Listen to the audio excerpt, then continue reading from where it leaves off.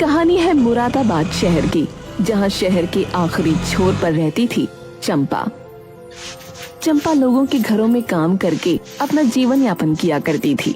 उसकी 5 साल की बेटी भी थी जिसका नाम था नैना। वो नैना से बहुत प्यार करती थी। मम्मी, मैं स्कूल कब जाऊंगी? अरे तू क्या करेगी स्कूल जाकर? पढ़ूंगी, लिखूंगी। क्या करेगी पढ़ लिख कर?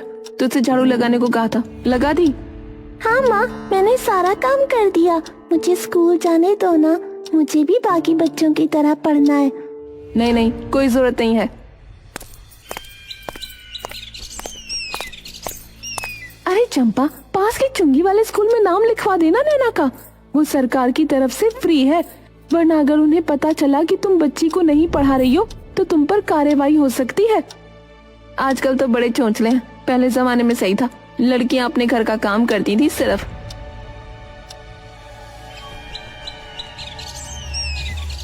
मजबूरन अगले दिन जाकर चंपा ने नैना का एडमिशन करवा दिया।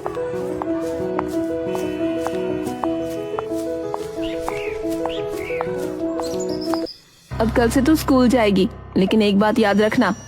क्या मम्मी? कभी किसी अनजान इंसान से मत बात करना। कोई अजनबी मिले और वो कोई तुझे चीज दे तो मत खाना बिल्कुल। ठीक है मम्मी, नहीं खाऊंगी। और हाँ, घर का काम ना छूटना चाहिए स्कूल के चक्कर में। नहीं छूटेगा माँ। शाम का वक्त था, सूरज ढल रहा था और चंपा अपनी छोटी सी झोपड़ी में बैठकर नैना के लिए स्कूल की ड्रेस पर इस्त्री कर रही थी। तभी राधा फिर से आ गई। चंपा रसोई में जाती है और 2 कप चाय तैयार करती है। फिर दोनों सहेलियां चाय की प्याली लेकर चौखट पर बैठ जाती हैं। तो अब तो तू स्कूल वाली मम्मी बन गई है। हाँ, बहुत दिन से पीछे पड़ी थी नैना, मेरे तो ये सब समझ में नहीं आता। हाँ वो तो है। अच्छा खैर, अब मेरा एक पुराना हिसाब तो बाकी है। क्या मतलब? याद है ना, तूने मुझसे कुछ साल पहले 5,000 रुपए लिए थे, अब तक 1 रुपया न दिया। हर बार बहाने बना देती है। राधा, तू जानती है ना मेरी हालत कैसी है। कभी नैना बीमार पड़ गई, कभी काम छूट गया। अब किसी तरह उसका एडमिशन कराया है, बस थोड़ा वक्त और दे दे, लौटा दूंगी ना तुझे। तो हमेशा अपनी मजबूरी गिनवाती रहती है, मेरी सुनती है कभी? मैं भी अकेली हूँ, घरों में झाड़ू पोंछा करती हूँ, मेरे भी सपने हैं। माफ कर दे राधा, मैं जल्दी तुझे सब लौटा दूंगी। मेरी बच्ची बीमार है चंपा, उसका इलाज कराना है, अब तो दे दे। हाँ हाँ दे दूंगी। राधा तुनक कर उठती है और बिना कुछ कहे चली जाती है। फिर अगले दिन सुबह स्कूल जाते वक्त नैना कहती है, मम्मी, मेरे स्कूल में सब बच्चे रंग बिरंगे अच्छे अच्छे बैग लेकर आते हैं। मेरा थैला तो गंदा सा है, मुझे भी नया बैग चाहिए।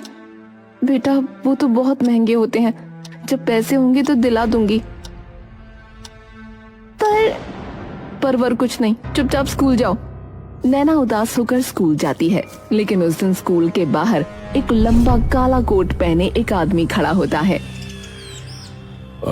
अरे बेटिया सुनो। कौन हो आप?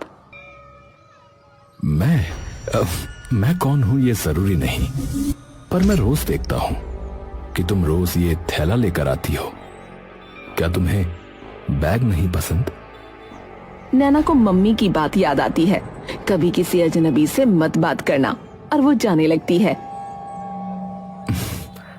अच्छा, अगर मैं तुम्हें एक नया बैग दिला दूं तो? बिल्कुल वैसा जैसे तुम्हारे स्कूल के बाकी बच्चों के पास है। सच्ची? हाँ बेटिया, चलो पास की दुकान तक चलते हैं। नैना उस अजनबी के साथ चल पड़ती है और जाकर बैग ले लेती है। कैसा लगा?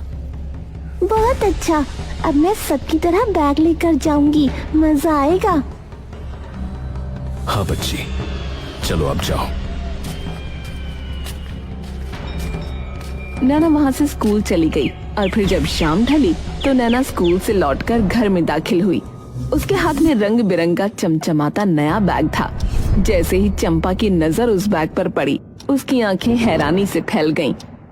ये बैग नैना तुझे कहाँ से मिला? स्कूल के बाहर एक अंकल मिले थे, उन्होंने दिला दिया। क्या? एक अजनबी ने? मैंने तुझे कितनी बार समझाया किसी अजनबी से बात मत करना, और तू उससे बैग भी ले आई। मम्मी वो बहुत अच्छे थे, बोले मैं रोज पुराना थैला लाती हूँ तो बैग दे दिया। अच्छा, अब तुझे अच्छे बुरे की समझ आ गई। कौन था वो? नाम पता कुछ बताया? नहीं मम्मी, कुछ नहीं बताया, बस दिया और चले गए। चंपा का चेहरा डर और गुस्से से तमतना उठा, उसकी सांसें तेज हो गईं। सुन ले नैना, अगर वो आदमी दोबारा दिखे तो ये बैग ले जाकर वापस दे देना, और दोबारा उससे बात की तो देखना मैं क्या करूंगी। ठीक है मम्मी। अगले दिन नैना स्कूल गई, लेकिन वो अजनबी उसे नहीं मिला। लेकिन परसों स्कूल के बाद फिर वही लंबा काले कोट वाला आदमी स्कूल के बाहर खड़ा था। अरे बेटिया, बैग कैसा लगा? अच्छा लगा, पर मम्मी ने बोला है आपको वापस देना। अरे बैग बाद में ले लूंगा, पहले ये बताओ आइसक्रीम खाओगी? नैना की आंखें चमक उठी। आइसक्रीम जो उसने कभी खाई ही नहीं थी, लालच ने मासूमियत पर जीत पाली। हाँ। अजनबी उसे पास की दुकान पर ले गया, सबसे बड़ी चॉकलेट आइसक्रीम दिलाई। नैना तो जैसे किसी सपने में थी, वो खुशी से उछलती रही और बैग वापस देने की बात भूल गई। चलो अब घर जाओ, मैं फिर मिलूंगा। अच्छा? अंकल आपका नाम क्या है? तुम मुझे अजनबी अंकल कह सकती हो, ठीक है? ठीक है अजनबी अंकल, बाय बाय।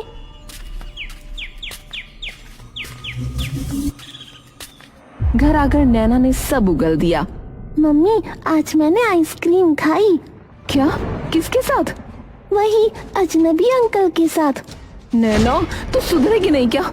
मैं तेरे भले के लिए मना करती हूँ, और तू अगर अगली बार उससे बात की ना तो मैं तुझे ऐसा पीटूंगी कि तू याद रखेगी। नैना डर के मारे सिमट गई, लेकिन कहीं न कहीं उसे वो अजनबी अच्छा लगने लगा था, क्योंकि वो उससे प्यार से बात करता था, मिठास से बोलता था, जैसे उसका कोई अपना हो। और फिर एक दिन सब बदल गया। नैना स्कूल तो गई, पर छुट्टी के बाद वापस नहीं आई। चंपा की सांसें थम गईं। 4 बजे, 5 बज गए, 6 भी बज गए, नैना नहीं आई। हे भगवान, मेरी बच्ची, कहीं वो अजनबी उसे किडनैप करके तो नहीं ले गया? नहीं, ऐसा नहीं हो सकता। शाम ढलने लगी थी, सन्नाटा गहराता जा रहा था। चंपा लगभग पागल हो चुकी थी, और नैना खिलखिलाती हुई अंदर दाखिल हुई। नैना, तू कहाँ चली गई थी? मम्मी आज मैं अम्यूजमेंट पार्क गई थी, झूले लगे थे गोल गोल। किसके साथ? अजनबी अंकल मुझे ले गए थे। तुझे कितनी बार कहा उससे मत मिलना, तू मेरी एक नहीं सुनती। आज तो तूने मेरी जान ही निकाल दी। अरे मम्मी, मैंने क्या कर दिया? चंपा उसके 2 जोरदार थप्पड़ मारती है। नैना बुरी तरह रोने लगती है कि तभी बाहर से राधा दौड़ती हुई आती है। चंपा, क्या हुआ? क्यों मार रही है बच्ची को? तू ही बता राधा, मैं इसे रोज समझाती हूँ, लेकिन ये रोज उस अजनबी से मिलती है। आज तो बिना बताए पार्क चली गई। अरे ओ पगली, बच्ची है, उसे क्या पता कौन है अच्छा है कौन बुरा है। तो मारने की बजाय उस आदमी का पीछा करना, देख कौन है वो, क्या चाहता है। हाँ, तू सही कह रही है, अब यही करना पड़ेगा। अगली सुबह उसकी आंखों में वो ममता नहीं थी जो रोज नैना को स्कूल भेजते वक्त चमकती थी। आज उसमें चिंता थी, डर था। आज चाहे कुछ भी हो जाए, मैं उस अजनबी को देखे बिना लौटूंगी नहीं। मम्मी क्या हुआ?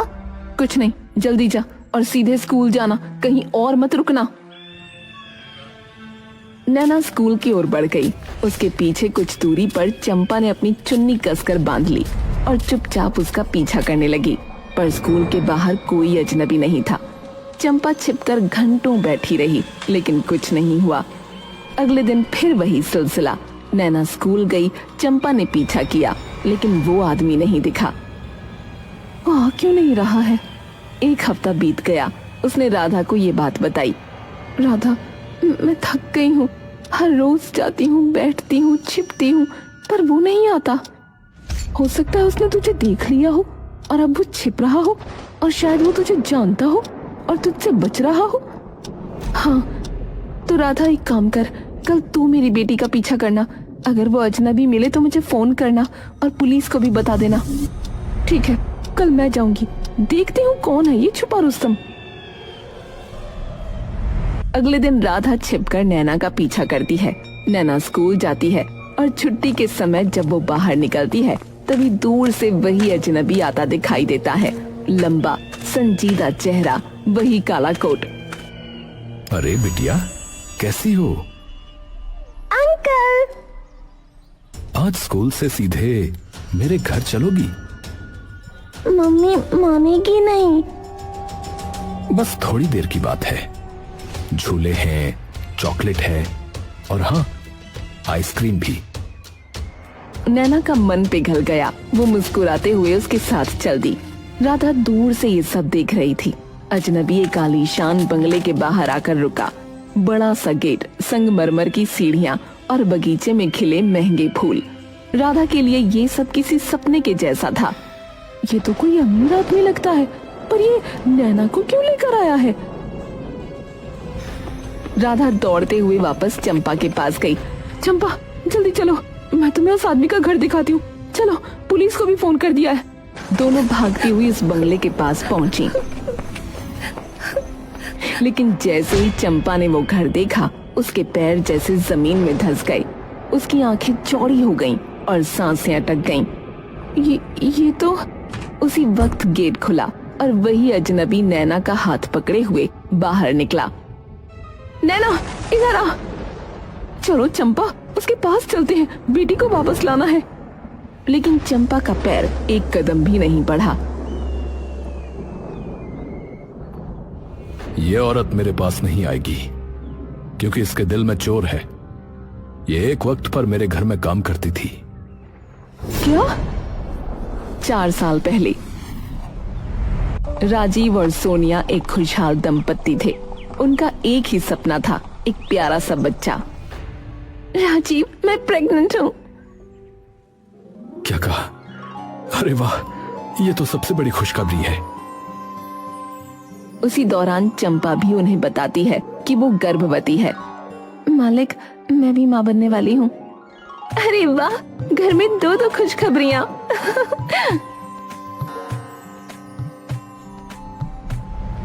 लेकिन चंपा, अब काम मत करो, तुम आराम करो, हम कोई और मेड रख लेंगे। नहीं मालिक, मैं काम छोड़ूंगी नहीं। आपकी सेवा करना मेरा फर्ज है। चंपा काम में लगी रही, लेकिन 6ठे महीने के दौरान एक दिन सफाई करते वक्त वो सीढ़ियों से गिर पड़ी। बचाओ, बचाओ! चंपा, क्या हो गया? उसे अस्पताल ले जाया गया।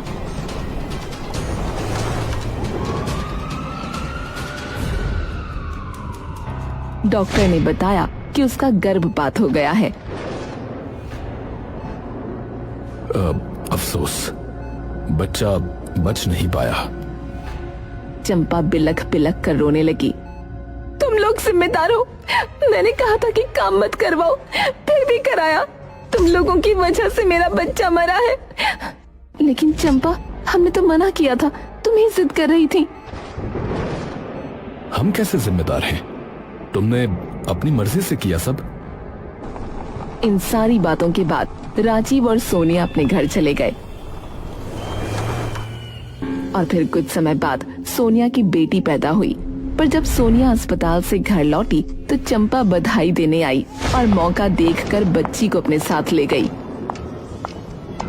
राजीव ने पूरा शहर छान मारा, हर थाने में रिपोर्ट लिखवाई।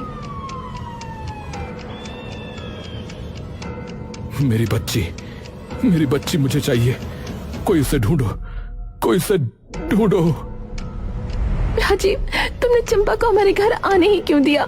मुझे मेरी बच्ची चाहिए किसी भी हाल में। लेकिन चंपा का कोई अता पता नहीं था, न कोई फोटो, न कोई असली नाम।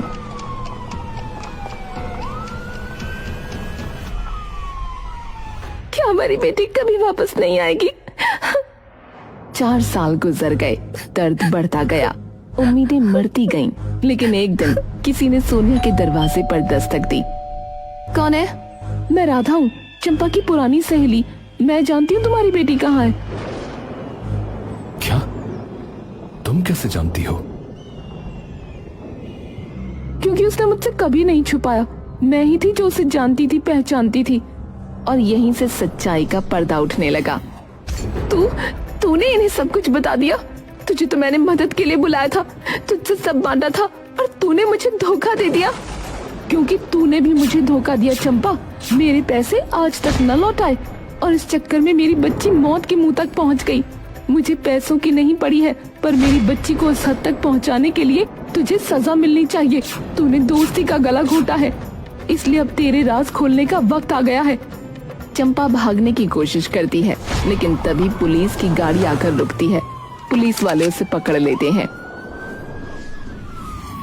नहीं, ये अन्याय है। इस आदमी ने मेरे साथ गलत किया था, इसका ही तो कसूर था। मेरा बच्चा मर गया और इसने मुझे मुआवजा तक नहीं दिया। इस देश का कानून भी मेरी मदद नहीं कर सका, तो क्या मैं भी बदला ना लूं? फिर से कहानी गढ़ रही हो। हमें सब सच पता है। डॉक्टर साहब, सामने आइए। वो डॉक्टर सामने आया जिसने चंपा का इलाज किया था। देखिए, चंपा को चोट लगी थी, लेकिन असल बात यह है कि वो कभी गर्भवती थी ही नहीं।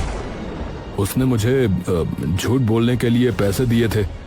बोल रही थी कि जब मुआवजा मिलेगा तो और दूंगी। बड़ी कमीनी है तू। और सच तो ये है कि इसकी शादी भी नहीं हुई कभी। बच्चा कहाँ से होगा? अब तक चंपा का झूठ पूरी तरह नंगा हो चुका था। तू चाहती क्या थी? तूने मेरी बेटी को क्यों अपने पास रखा? सच सच बताओ। मैंने सोचा था कि एक दिन अचानक आ जाती और कहती कि राजीव ने मेरे साथ दुष्कर्म किया था और ये बच्ची उसी की औलाद है। क्या? फिर डीएनए टेस्ट होता और बच्ची तुम्हारी निकलती तो मैं कानूनी रूप से दावा करती, तुम्हारी प्रॉपर्टी में हिस्सा लेती। तुमने हमारी मासूम बच्ची को अपने प्लान का हिस्सा बनाया। तुम जानती भी हो एक माँ की तकलीफ क्या होती है जब उसकी बच्ची उससे छिन जाती है। पुलिस चंपा को गाड़ी में बिठाती है। वो अब भी रो रही थी, लेकिन अब उसके आंसुओं में कोई ताकत नहीं थी, सिर्फ पछतावा था शायद। Mummy, mummy. बेटा, अब मैं तुम्हें कभी नहीं दूर होने दूंगी। अब कोई तुम्हें मुझसे नहीं छीन सकता। अब तू हमारे साथ रहेगी, हमेशा के लिए। मेरी मम्मी। वो तुम्हारी मम्मी नहीं है, मैं हूँ। हम अजनबी नहीं है बेटा, अपने हैं। 4 साल बाद एक टूटा हुआ रिश्ता फिर से जुड़ गया और एक मासूम बच्ची को उसके सच्चे माँ बाप वापस मिले। लेकिन चाहे स्वार्थ के लिए किया हो, पर चंपा भी कहीं न कहीं नैना के साथ ममता के बंधन में बंध गई थी।